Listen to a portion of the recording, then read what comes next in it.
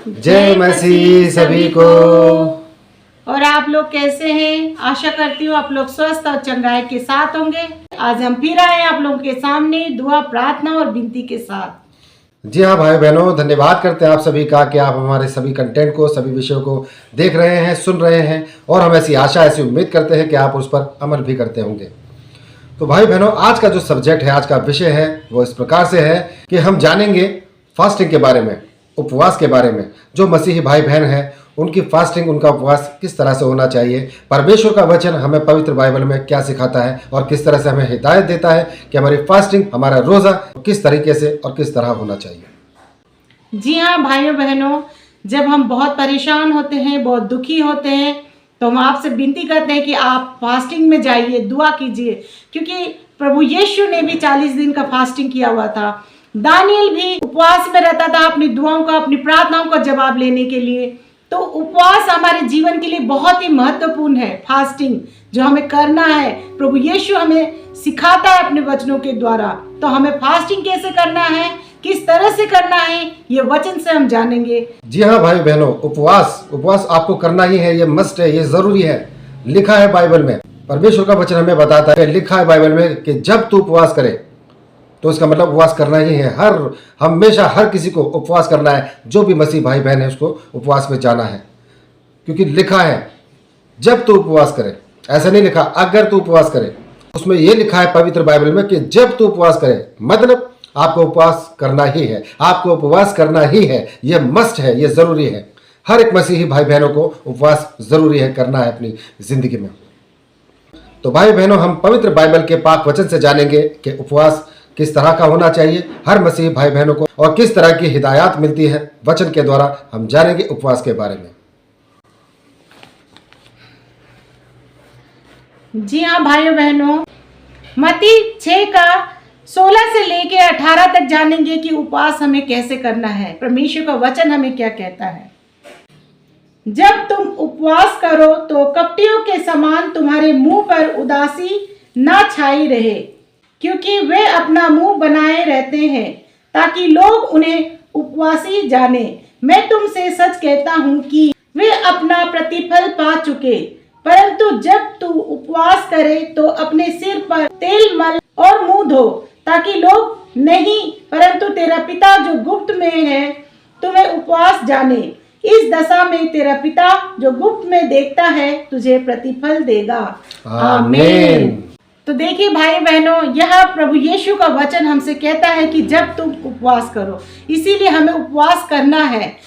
तो देखिए भाई बहनों, यहाँ लिखा हुआ है परमेश्वर का वचन की फास्टिंग हमें कैसे करना है, उपवास हमें कैसे रखना है।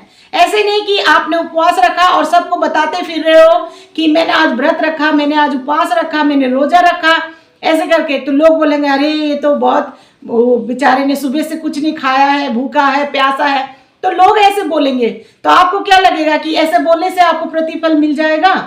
नहीं। जो आपका पिता है आपको देख रहा है, वो जानना चाहता है कि आपने कैसे हृदय से प्रभु यीशु के नाम से अपने फास्टिंग किया हुआ है, किस कारण से फास्टिंग किया हुआ है, क्या चाहिए आपको, किस लिए आप फास्टिंग कर रहे हैं। तो उसके लिए आपको दुनिया को नहीं दिखाते फिरना है कि हम आज फास्टिंग पे बैठे हुए हैं, उपवास कर रहे हैं, रोजा कर रहा नहीं। परमेश्वर का वचन कहता है कि जब आप उपवास कर रहे हो तो अपने सर पर तेल लगाना, मुंह धोना, नहाना धोना, फ्रेश होके आप परमेश्वर से प्रार्थना करना, दुआ करना है कि प्रभु आपने किस वजह से आपने फास्टिंग किया हुआ, उसके बारे में आपको अपने पिता से बातें करना है।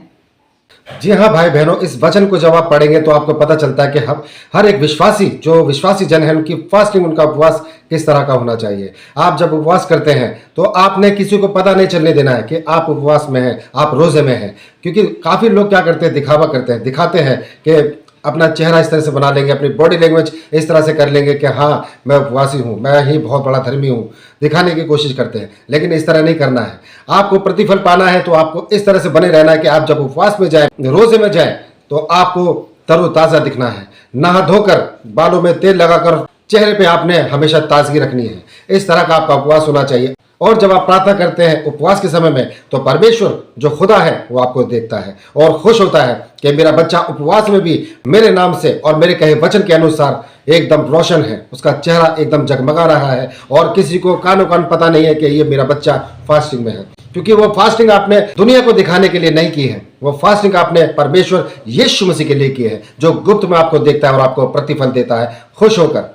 इसलिए भाई बहनों, ये नहीं दिखाना है कि मैं तो फास्टिंग में मैं तो कमजोर हो रहा हूँ, मैं ही बहुत बड़ा धन्य, बहुत ही बड़ा धर्मी हूँ, मैं ही सब कुछ हूँ, मैं सब कुछ जानता हूँ। नहीं भाई बहनों, दीन दरिद्र बनना है आपने परमेश्वर के नजदीक जब आप फास्टिंग में जाते हैं। और फास्टिंग मस्ट है, आपको फास्टिंग हर एक विश्वासी को करनी है, करनी ही है, क्योंकि लिखा है जब तू उपवास करे, ये नहीं लिखा कि अगर तू उपवास करे। इसलिए भाई बहनों, कहने में फर्क है और समझने में फर्क है। आप समझ सकते हैं इस बात को कि फास्टिंग हमारे लिए कितनी जरूरी है, लिखा है बाइबल में। इसलिए अगर आप विश्वासी हैं, अगर आप मसीही हैं, अगर आप मसीह को जानते हैं, मानते हैं, चाहे आप अन्य जाति है, किसी भी जगह से है, क्योंकि भाई बहनों हम तो हमेशा खाते रहते हैं, जो नॉर्मल इंसान है वो खाता रहता है, लेकिन आप कैसे साबित करेंगे कि आपका प्यार परमेश्वर के लिए बहुत गहरा है, बहुत अटूट है? कैसे साबित करेंगे? इसी के लिए आपको फास्टिंग करनी, उपवास करना है, परमेश्वर के नजदीक बने रहना है। जब आप रोजा रखें, जब आप उपवास करें, क्योंकि अपने शरीर, क्योंकि जब हम शरीर में हमें जब भूख लगती है हम खाना खाते हैं, और कई बार लोग सोचते हैं कि नहीं मैं तो उपवास नहीं रख सकता।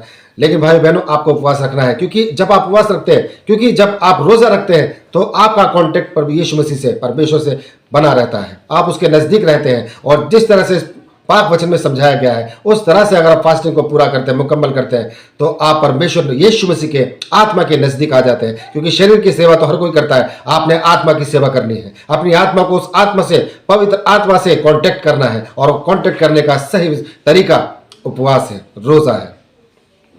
इसलिए भाई बहनों, हम आपसे इंतजार करते हैं, रिक्वेस्ट करते हैं, अगर आप विश्वास में हैं, चाहे आप अन्य जाति से, चाहे किसी भी जगह से, अगर आप प्रभु यीशु मसीह पर विश्वास करते हैं, यकीन रखते हैं, तो आप फास्टिंग में जरूर जाइए। आप एक बार, एक हफ्ते में एक दिन रोजा जरूर रखिए, आपको रखना ही है, क्योंकि ये मस्ट है, ये लिखा है बाइबल में। जी हाँ भाई बहनों, तो धन्यवाद करते हैं आपने यहाँ तक इस कंटेंट को, इस सब्जेक्ट को सुना, देखा। हम ऐसी उम्मीद, ऐसी आशा करते हैं कि आप इस कंटेंट को, इस विषय को अपने सगे संबंधियों तक, रिश्तेदारों तक, जान पहचान के लोगों तक जरूर शेयर कीजिए, ताकि वो भी जाने उपवास का सही अर्थ और उसका मतलब, हमारे लिए रोजा कितना जरूरी है।